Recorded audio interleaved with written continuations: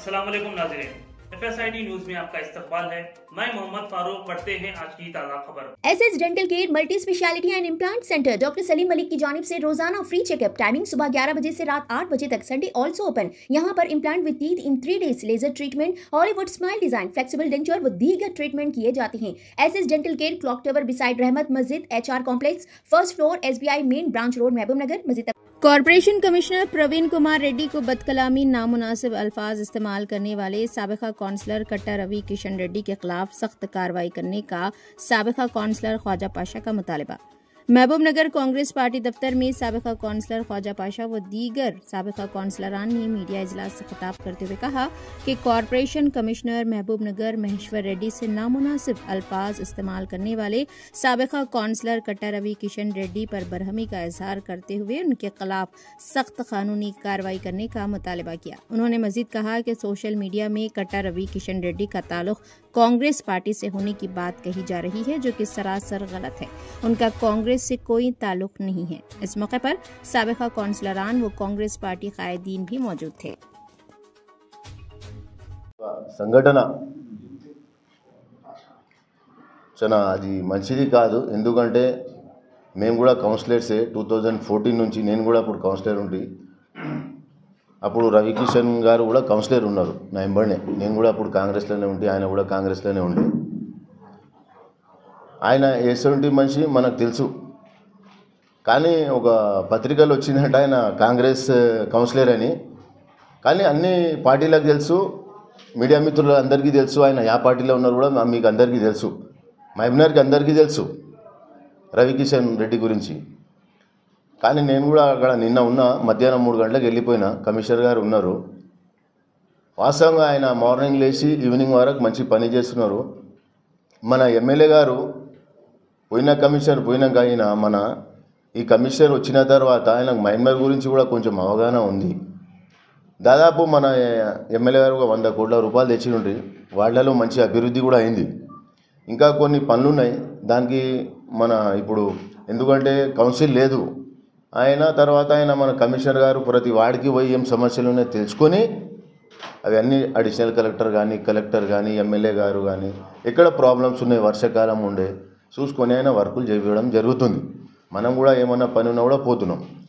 Actually నేను కూడా 2014 నుంచి 19 వరకు కాంగ్రెస్లోనే ఉండి, ఆయన కూడా కాంగ్రెస్లోనే ఉండే. కానీ అభివృద్ధి కోసం కొన్ని పనుల కోసం అప్పుడు ఏమైందంటే ఆయన టార్చర్ల గురించి మన టార్చర్లు చేసి పార్టీల నుంచి టీఆర్ఎస్ పార్టీలో లాక్కున్నారు.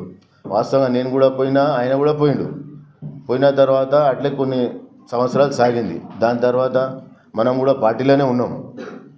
ఆయన ఓడిపోయిన తర్వాత ఏమైందంటే ఇప్పుడు కేసీ నరసింహులు ఉన్నారు. ఒక 4 సంవత్సరాల నుంచి వర్కులు అయితే లేవు. వాస్తవంగా వర్కులు అయితే జీరో. దాదాపు 20 లక్షల వర్కులు చేయలేం. దాని తర్వాత మేమందరం కౌన్సిలర్స్ అందరం ఒక నిర్ణయంకి వచ్చినాం. శ్రీనివాస్ గౌడ్ గారు ఎప్పుడైనా ఆయన కోసమే ఆలోచిస్తారు కానీ వేరేల గురించి ఆలోచించలేరు, వాళ్ళ గురించి ఆలోచించలేరు, ఎవరి గురించి ఆలోచించలేరు. అందుకే మనం ఒక నిర్ణయంకి వచ్చి మనం కాంగ్రెస్ పార్టీలో జాయిన్ అయ్యి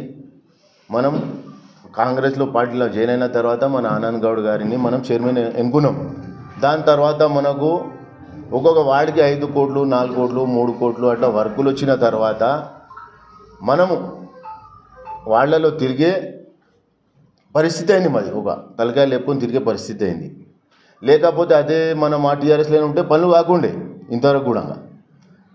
అయితే అప్పుడు పార్టీ నుంచి మనము విడుస్తున్నాం. మనం అందరం కలిసి కాంగ్రెస్లో పోవాలని నిర్ణయించుకున్నప్పుడు ఇదే రవికిషన్ కూర్చొని లేదు అట్లెట్లా పోతారు మీరు, శ్రీనివాస్ గౌడ్ వెనుక ఉండాలి, మీరు టీఆర్ఎస్లో ఉండాలి అని మాకు కొంచెం ఏం చేసిందంటే కొంచెం ఆయన టార్చర్ పెట్టిండు.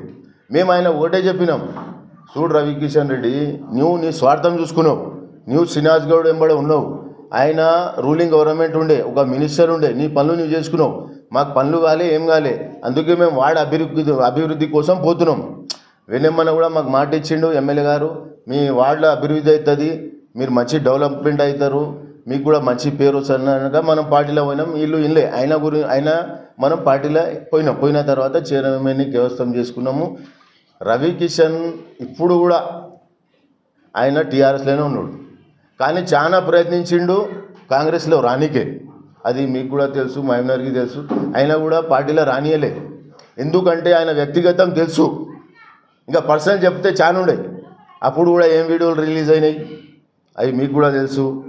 ఇంకోటి ఇప్పుడు ఆయన అవి కమిషనర్ ఉన్నాడు, మున్సిపల్ కమిషనరు. ఆయన ఇప్పుడు మూడా అయింది. ఆయన ఆడ కూడా ఒక వైస్ చైర్మన్ ఉన్నాడు. దాన్ని కూడా ఆయనకు అది లాంగ్వేజ్ మాట్లాడే లాంగ్వేజ్ అని చెప్పండి. ఇప్పుడు వాళ్ళు కూడా మాట్లాడారు. అది అమ్మని తిట్టడం అది ఏం భాష చెప్పండి. అది మాట్లాడే పద్ధత. నీకు అంత కోపం ఎందుకు వచ్చింది భయ్? నువ్వు వచ్చేటువంటి మానవతంతో నువ్వు కూడా ఎక్స్ కౌన్సిలర్ కదా, కూర్చొని కమిషనర్తో మాట్లాడి ఆయన కూడా పాత పరిచయాలే ఉన్నప్పుడు మీరు కూడా కూర్చొని సార్ నాకు ఈ పని కావాలని తీసుకోవచ్చు కదా. నువ్వు పీకల వరకు తాగి వాళ్ళు అమ్మాలని తిట్టి అది తిట్టి ఏమన్నా మానవతం ఉందా? ఎవరైనా మాట్లాడే పద్ధతేనా అది? తల్లి అంటే ఏంటి చెప్పండి. తల్లి గురించి ఆయనకు తెలుసా? ఆయన ఎంత బాధపడి ఉంటాడు రాత్రి అంతా. ఆ మాట్లాడే అవసరమా? ఆ పదాలే మన పదాలే సార్. మేము కూడా తల్లి కుట్టినాం, అట్లా మాట్లాడకూడదు కదా. ఎంత మంచి ఇప్పుడు పీస్ఫుల్ మహబూబ్నగర్ ఉంది, కావాలని టీఆర్ఎస్ వాళ్ళు ఇట్లా చేస్తున్నారు. ఇది పద్ధత కాదు కదా. నువ్వు రవికిషన్ రెడ్డి నువ్వు ఇవన్నీ బూతులు ఇవన్నీ మాట్లాడడం జర మానుకో. ఎందుకంటే నువ్వు 2 టర్మ్ కౌన్సిలర్వి. నువ్వు మళ్ళీ నువ్వు ఎదగాలనుకుంటావు. ఈ బటర్ లాంగ్వేజ్ యూజ్ చేసిన తర్వాత నీ గల్లీలో ఎవరు ఓట్లేసారబ్బా? నువ్వు కాంగ్రెస్లో రానీకి నానా తిప్పలు పడుతున్నావు. ఇప్పుడు ఎవరు తీసుకుంటారు నీకు పార్టీలో? ఏం మాట్లాడే పద్ధతి నువ్వు? ఇవన్నీ బ్లాక్మెయిలింగ్ నువ్వు మర్చిపో, మానేసుకో, మంచిది. కానీ నా ఇది ఒకటే మీడియా మిత్రులతో నేను ఏం చెప్తున్నా అంటే, ఆయన మాట్లాడిన మాటలు, ఆయన చేస్తున్న పనులు నాకు కూడా కొన్ని తెలుసు, చెప్పుకోకూడదు మీడియా ముందర, కానీ అవి మానుకోవాలి. ఇంకోటి మన ఎంప్లాయీస్ ఉన్నారు మున్సిపాలిటీలో, ఇట్లా మాట్లాడితే ఎవరు ఈలు కానీ డీలు కానీ ఎంఈలు కానీ కమిషనర్లు కానీ ఎవరు ముందుకు వస్తారు మా పనులు చేయనికే చెప్పండి? కానీ ఆయన మీద తక్షణమే ఆయన కేసు చేసి ఆయన జైలుకు పంపించాలని మా డిమాండ్. ఎందుకంటే మహబూబ్నగర్లో ఇంత మంచి వాతావరణం ఉంది. వాతావరణానికి గబ్బులు చెప్తుంది టీఆర్ఎస్ పార్టీ వాళ్ళే. ఆయన జీవితంలో టీఆర్ఎస్లోనే ఉంటాడు, కాంగ్రెస్లో రాడు. ఆయన కాంగ్రెస్లో కూడా రానియరు ఇసొంటోళ్ళను వాస్తవంగా. ఎందుకంటే మాట్లాడే పదజాలాలు ఉన్నాయి కదా, ఇవి మంచి పదజాలాలు లేవు. ఆయన కూడా ఈ దానికి కమిషనర్తోనే కూడా పోయి కూడా మళ్ళీ క్షమించని అడగాలి. ఆయన గట్టి పరిస్థితి ఆయన కేసు చేయాలి, ఆయన జైలుకి పంపాలి.